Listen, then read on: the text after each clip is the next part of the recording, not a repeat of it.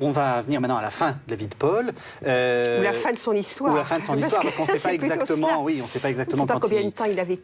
Quand il meurt. Alors, il y a cette fameuse arrestation. On est à peu près à quelle époque?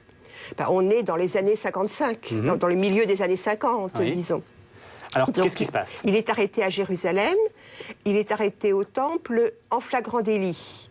Et le motif invoqué, c'est donc qu'il a introduit des non-juifs sur le dernier parvis du Temple, celui qui était interdit donc aux non-juifs. C'était la seule manière qu'avaient les juifs de pouvoir solliciter l'intervention policière des autorités romaines des cas de flagrant délit. Mais on voit là combien c'est un personnage qui effectivement suscite les oppositions.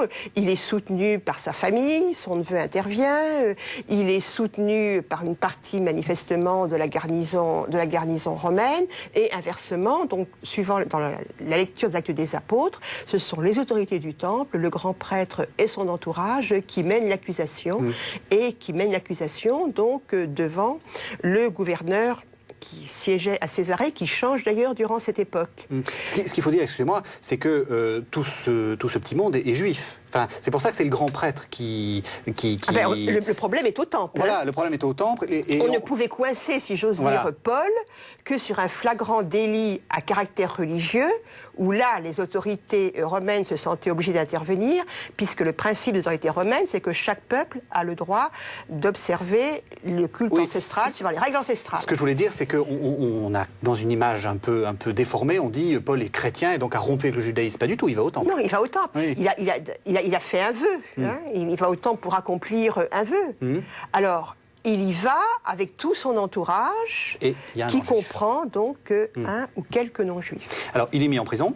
Il est mis en prison, il est envoyé devant le gouverneur, donc les deux gouverneurs successifs qui siègent à Césarée, et on se retrouve donc dans le cas de Corinthe, c'est-à-dire du gouverneur qui ne veut pas trancher dans ce qui lui apparaît donc comme des querelles internes au judaïsme. Sauf qu'évidemment, la situation du gouverneur de Judée était bien plus compliquée, comme maintenant, bien plus brûlante que celle de Corinthe, donc on le met en prison, en résidence surveillée, disons, pour éviter des troubles. Oui, et puis en plus, comme vous dites, le gouverneur meurt en charge. Il y a une vacance, un changement. D'ailleurs, c'est à ce moment-là où il se passe beaucoup d'agitation dans la ville. À Jérusalem, pas à Césarée, mais à Jérusalem. Donc, il est emprisonné pendant 2 ans.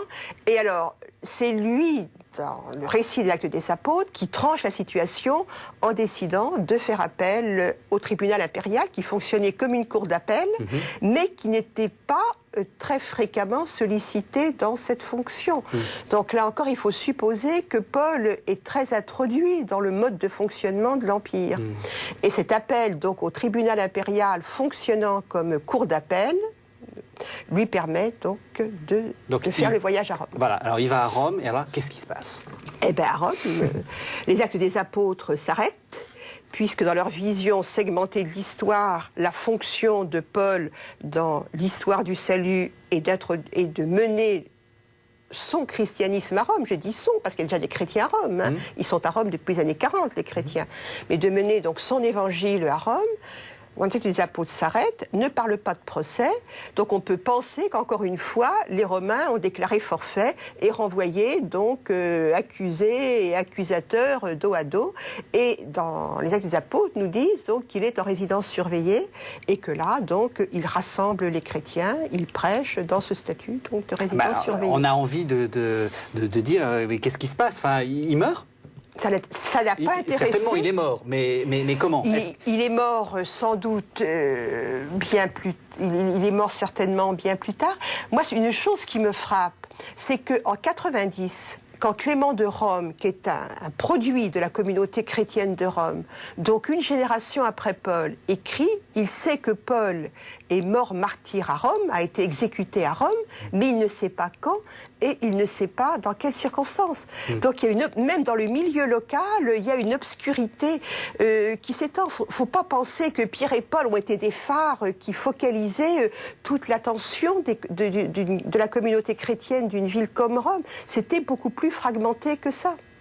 Merci beaucoup.